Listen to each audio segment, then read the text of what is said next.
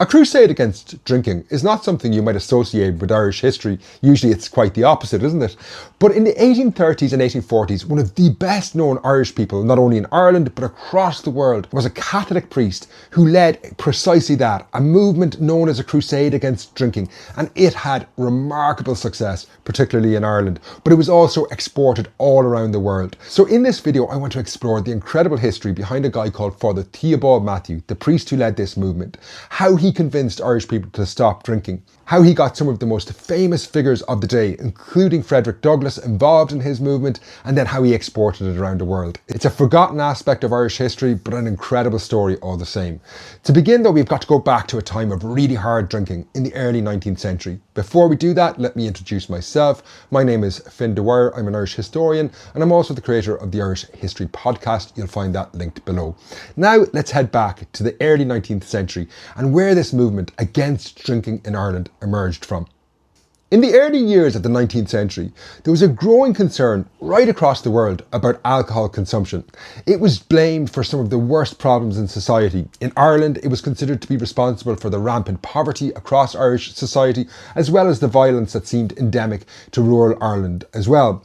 And you get the emergence not only in Ireland, but in the US and indeed in England of what were called temperance societies. And they encourage people to drink less, and they believe that this is going to improve everyday life. Now, if you've ever gone to the pub with the intention of just having 1 pint and you end up having 5, you'll realise that asking people to curb their drinking is often a very difficult thing to do. And these temperance movements didn't enjoy too much success. And in the 1830s, you get a more extreme form of this in something called abstinence societies. And they start arguing that the only thing you can do is ask people to give up booze. Now, most people thought this was impossible, but in Ireland, you get the first abstinence society founded in Dublin in the early 1830s, and it slowly spreads across the island. However, it's in Cork City where it changes, when a priest, Father Mathew, gets involved. Let's look at him now, because he is a remarkable and somewhat unusual figure in Irish history.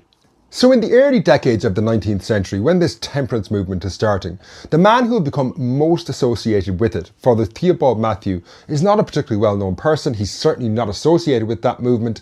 He had been born in 1790. He had gone on to become a Catholic priest. He had been educated in Kilkenny and Dublin, and eventually is assigned to a parish in Cork. In Cork City, he becomes a relatively well-known priest, but not like a national figure by any means. He's involved in what you might call community or social campaigns in the city, and establishes a reputation for that. However, in 1838, some of his parishioners who have set up a thing called the Cork Abstinence Society, so that's going to try and stop Irish people drinking alcohol completely. But these people approach Father Mathew and ask him if he would take on a leading role in this movement. Now, initially, Father Mathew is reticent to do this for lots of reasons. First of all, he hadn't been particularly involved in any of these campaigns against alcohol. On top of that, it was going to create problems within his own family. He was related to people who distilled alcohol, so they weren't going to be happy with this. But eventually, in 1838, he does agree to lead this movement. And from there, he goes on to have remarkable success. Even though he was reticent at the start, he has incredible success. And he becomes the leading figure of this movement, not only in Ireland, but right across the world. He becomes an internationally renowned figure. So let's look at his successes, because he will actually get people like Frederick Douglass involved in this. So after Father Mathew takes a leading role in this movement, it initially enjoys success in Cork City, where they get thousands of people to take the pledge. And then from there, they start to travel around cities, first in the southwest of Ireland, but eventually across the entire island. And at the centre of this is Father Mathew. And he survives in the historical record as something of an unusual figure, because he's not a brilliant orator. He's not convincing people with great speeches, but he does have this personal charisma that people who take the pledge from Father Mathew believe that it's more powerful than a pledge they would take elsewhere. He kind of has this almost saintly vibe about him, and he becomes not only a national figure in Ireland, but his reputation spreads all around the world. So for example, by 1842, around 1 to 2 million Irish people have taken this pledge. But right across the world, people are aware he's doing this. And Charles Dickens, the famous writer, attends a temperance meeting in Cincinnati in the US. And there's imagery of Father Mathew there, Irish emigrants have brought it, but that shows his reputation has by this point spread to the US. On top of that, when the famous abolitionist Frederick Douglass comes to Ireland, he actually seeks out Father Mathew and takes a pledge from the priest because he is aware of this man's reputation and he really respects him. Now that's going to become important later in Father Mathew's story because he gets embroiled in a controversy when he tries to export this movement to the US. But in the years leading up to the Great Hunger, this movement is remarkably successful. I've already explained how they convince 1 to 2 million Irish people to take a pledge against drinking alcohol. On top of this, they managed to export this movement to England. Father Mathew travels across the Irish Sea and gets somewhere in the region of 200,000 Irish immigrants to take a pledge there. So he's enjoying remarkable success. Now it should be said, it's not without its opponents in Ireland. For example, obviously whiskey distillers and beer brewers are not happy with this guy going around telling Irish people not to drink. On top of that, many Irish people are somewhat sceptical, initially at least, because alcohol had played such an important role in daily life. It was central to hospitality. If someone came to your house, you'd give them a drink, but Father Mathew is saying you shouldn't do that now.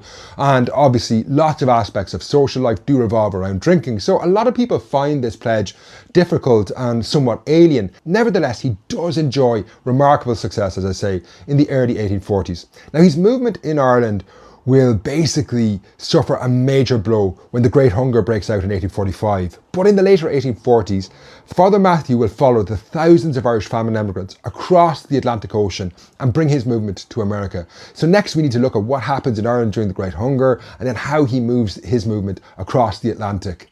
The Great Hunger, which devastates Ireland from the mid-1840s into the early 1850s, has an impact on pretty much every walk of Irish life. 1 million people die in the space of just 5 years, while millions more will emigrate largely to the US. And back at home, organisations of all kinds are dramatically impacted by this. And Father Mathew's abstinence movement, which had taken pledges not to drink, is devastated by the Great Hunger.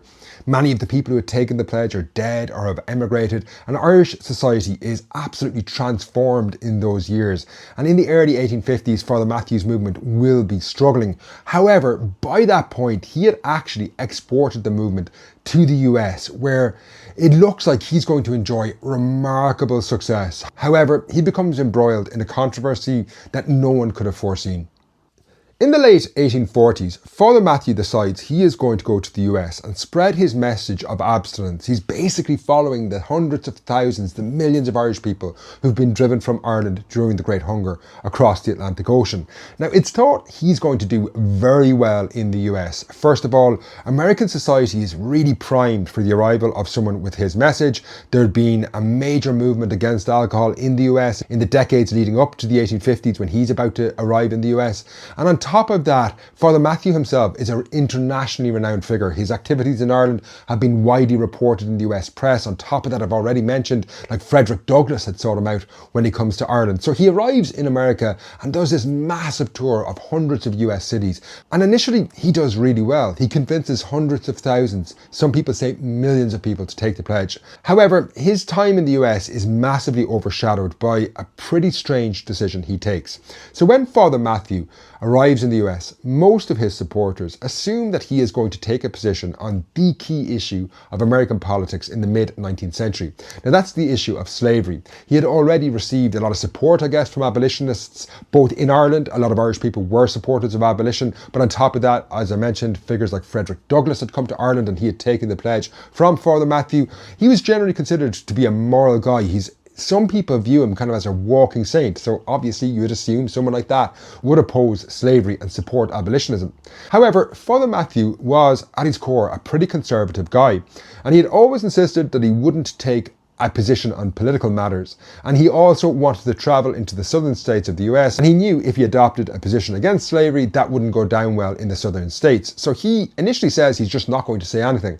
Now that doesn't fly in the US in the 1850s because it's becoming the key issue of the day. It'll lead to the US Civil War in the 1860s. But Father Mathew then goes on to elaborate more on his views, and they're pretty problematic. So he starts to say things like that, well, the Bible doesn't say that slavery is wrong, therefore it's not up to him to say it. And generally speaking, this leads to massive disillusionment among some of his key supporters, and a fissure opens up in his movement, and this really impacts his ability to spread his message in the US. Now, Father Mathew will return to Ireland in 1851. He eventually dies 5 years later in 1856, but he will cast a posthumous shadow over Irish life in the 19th and 20th centuries. So next I want to look at that and give you my 2 cents on basically why I think his movement could never succeed, particularly in Ireland.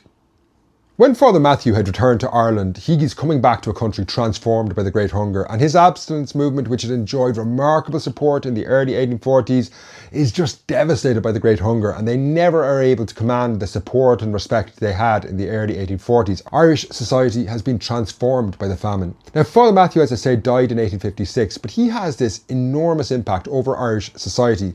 Temperance movements and abstinence movements will reorganise in the 19th and then particularly the 20th century, when about 500,000 Irish people are in the pioneer movement in the 1950s, and they all look back to Father Mathew, and you get like lots of statues erected to him in the late 19th and early 20th century. There's lots of Irish streets renamed Father Mathew Street, and he becomes a major figure in Irish society.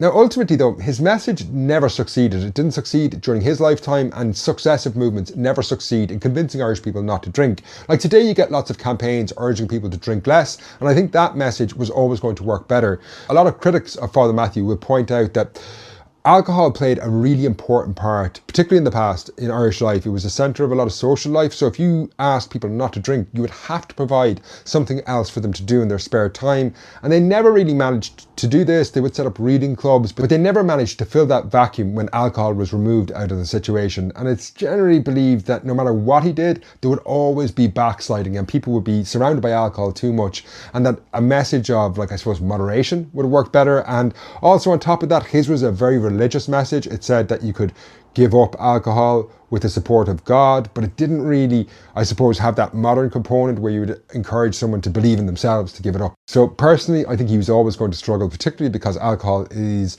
a very important part of Irish life. I've made other videos on some of the problematic aspects of Irish drinking culture, but either which way, it doesn't matter because drinking is central to Irish life, particularly in the past where the pub was the centre of many communities. So I think in that regard, unless that had been replaced, he would always have failed. Now that's where I'm going to leave Father Mathew's story. If you have any suggestions for videos, please do let me know. I made this video in response to a comment on a previous video. So if you have any suggestions on stuff you'd like me to cover here on the channel, please do let me know. Drop a comment below, and otherwise I'll be talking to you next week with some great content. I think I'm going to make a video around lost Irish Christmas traditions. Again, if you have any suggestions, drop them below. Until then, slán.